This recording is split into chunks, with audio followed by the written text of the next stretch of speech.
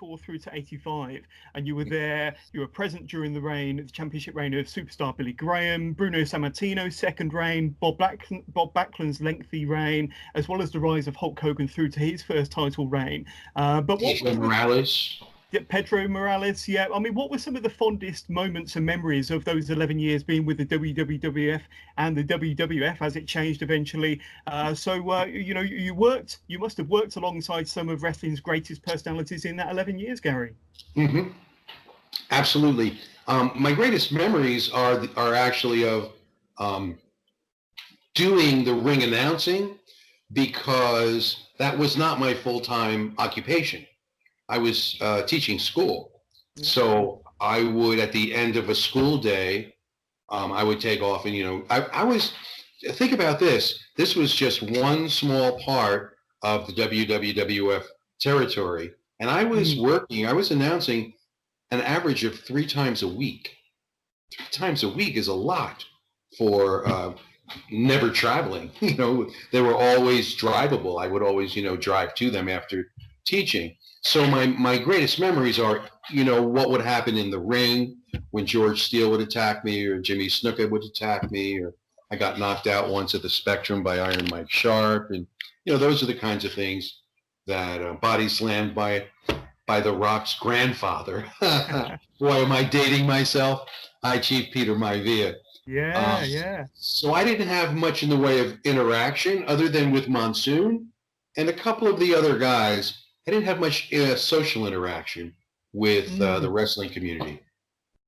Yeah, so if you don't mind me asking you this question, I mean, you had a dispute with Vince Jr. that led to your departure in '85. Now, I'm aware that Vince around that time was in the midst of taking over all the territories on his quest for nationwide and worldwide dominance. But I'm interested to know, what your working relationship was with Vince. I mean, you've just explained that you didn't have a lot of personal relationships with a lot of the staff there. But what were the circumstances that led to you leaving the WWF in '85 then, Gary?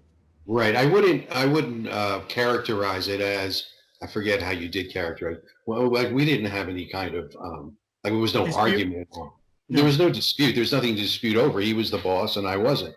There was nothing to he was very impersonal. He was very cocky. He was pretty much like his character is today on TV. Yeah. It's just that he was in his early 30s and I was in my mid 20s. In the 11 years that I worked for them, we never had a conversation. He actually acknowledged my presence maybe 3 times in the 11 years. And one of those times was to fire me from an arena, not totally.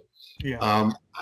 I think, when I look back, because I had another career, I believe that he knew that he couldn't control me financially. So because the WWF, and by the time I left WWF, announcing was not the majority of my income. And I think that he felt if he couldn't control your purse strings, if he couldn't, financially, that he didn't have your loyalty, which was a big mischaracterization on his part, because I loved what I was doing so much that obviously it wasn't for the money. Yeah. And the other thing is that at the time he had now we can use the word dispute with Gorilla Monsoon, because when McMahon took over all of the promotion from his father, he forced the minor stockholders to sell their shares. So Monsoon lost his part ownership. Monsoon, I'd never seen him so angry, for a period of time. Of course, they became very close again later. But when it was happening, I was on Team Monsoon. I wasn't on Team McMahon, because Monsoon brought me to the dance. That was another reason that I think he felt he couldn't trust me. But to answer with that in mind, I knew I didn't have a future with them. Now remember, you couldn't predict the success that they were going to have. It was a wrestling company. That's all it was. And you combine that situation with Vern Gagne offering me my first national broadcast on ESPN. First time, I believe it was the first time pro wrestling was ever on a legit sports network. Yeah. So, you know, being in a lane that I knew was going to come to a dead end and having an opportunity that looked like, you know, that it had a future, I just stopped working. I didn't quit. I wasn't fired. I just stopped showing up. By this time, I wasn't doing their TV because they were doing their TV elsewhere, and I was teaching. So Howard was doing their TV at the time. Yeah.